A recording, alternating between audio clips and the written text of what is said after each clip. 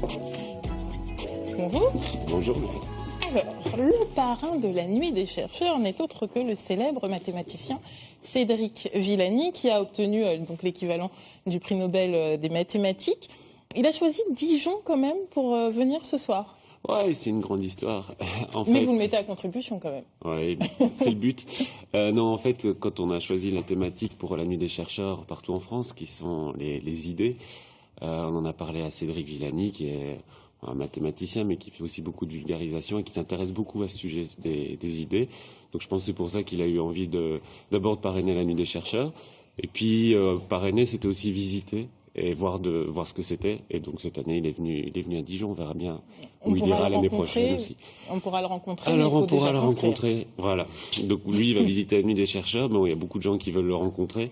Donc ce soir, il fera aussi un moment, une conférence à l'Athénéum et vers 22h15. Mais il vaut mieux venir à 18h pour réserver ses places. Voilà, et puis si vous pouvez pas, vous pouvez toujours regarder le journal de France 3 Bourgogne parce qu'il sera l'invité de ce plateau. Ouais, Mais bien c'est sûr, ça. il n'est pas le seul scientifique, il y en a d'autres qui viennent aussi.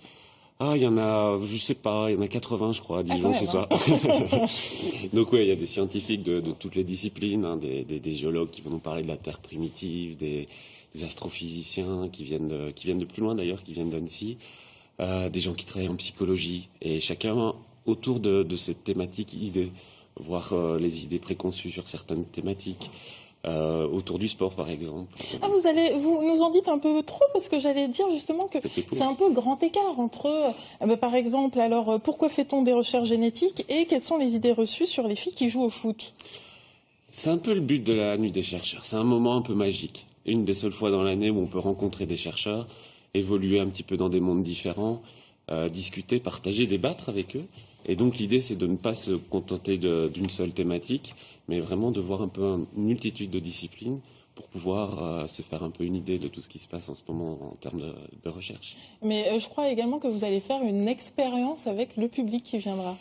C'est aussi une des spécificités de nos nuits des chercheurs ici, à Besançon ou ailleurs.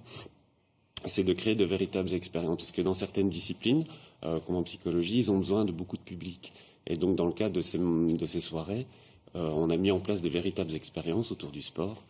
Et on ne peut pas en dire plus. Ben, on garde voilà. le suspense alors. Et donc, ces expériences vont leur servir après dans leur recherche. Et donc, le public va pouvoir participer à des expériences. Et puis après, on leur racontera ce qu'ils ont fait, pourquoi ils le font et ce que les chercheurs vont en faire.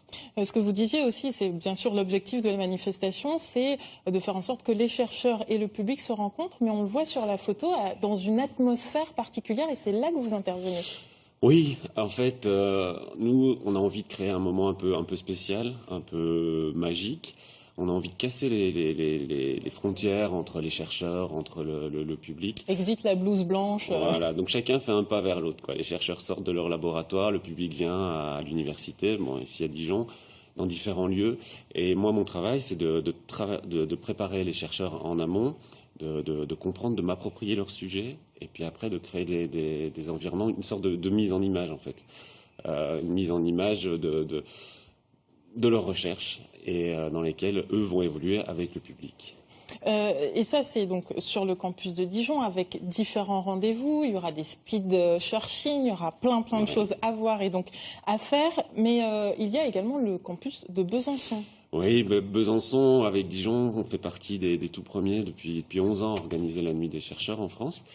Et on a des dispositifs communs, en fait, pour diversifier un petit peu ces modes de rencontre. Nous, à Dijon, on a une spécificité autour de la scénographie, mais à Besançon aussi. Cette année, on a le cimetière des idées mortes. Donc à Besançon, Que vous allez faire à revivre, Dijon. je suppose. Pas vraiment, on va mystère. essayer faut venir voir, il est en train de se construire là en ce moment. Et le speed searching dont vous parliez, là c'est un moment un peu privilégié parce que bon, il y a quand même beaucoup de monde. L'année dernière, on a eu 2000 personnes Oui, à et puis c'est Dijon. ouvert à tous, C'est même ouvert les à plus tous, petits. c'est gratuit, c'est entrée libre. Et sauf la conférence, Oui. qui est gratuite, mais où il y a un nombre limité de places. Le speed searching, c'est vraiment un moment où là, le public rencontre des chercheurs. Ça dure 8 minutes. Ils savent pas qui ils vont rencontrer, mais ils sont que 3 ou 4 personnes. Donc c'est un petit moment privilégié, comme vous et moi là en ce moment. Eh bien, ça donne envie d'y aller. N'hésitez pas, la Nuit des chercheurs, c'est ce soir à Dijon et à Besançon.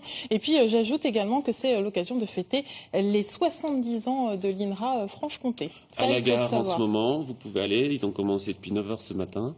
Eh bien, le rendez-vous est pris. Merci beaucoup.